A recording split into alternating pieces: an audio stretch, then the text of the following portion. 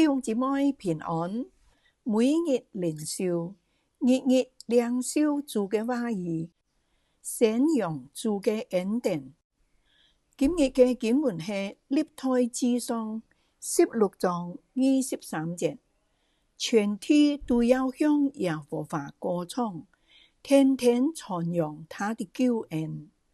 小故事講到，有一間標準石油公司，有一位小職員，這個人十分得意，不論佢出差出離港嘅時候，還係在書信或者收條嘅簽名嘅下面，都愛加上幾隻字，每桶4美元嘅標準石油。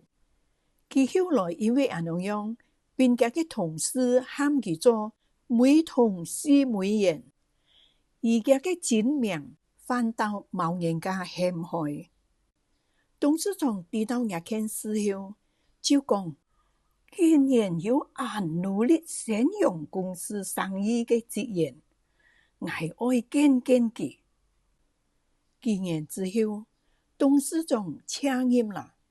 第二任董事長竟然係一位小職員。一見那下人也能夠做到嘅事情，但係只有那隻小職員去做去，而且堅定不移、好快樂唔疲倦嘅去做。嘲笑佢嘅人中有太多好有才華嘅人，但係最後只有佢成為董事長嘅接班人。我哋一齊嚟默想，我哋唔一定有個人嘅才華，卻可以有忠心嘅心，在生活中為主作見證，使主嘅名得榮耀，忠心傳揚主，唔在乎事情嘅大小，而在乎係咪堅持到底。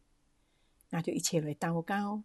親愛嘅天父上帝，你係萬王之王，當受極大嘅讚美，萬民也當敬拜你，尊你為大。我哋感謝你嘅厚愛，感謝我哋，讓我哋投靠你，就必定得着你嘅保護，免受一切嘅災害。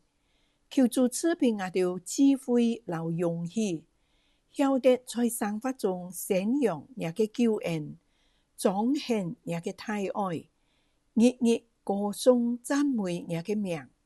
禱告係奉主耶穌基督嘅名，阿們。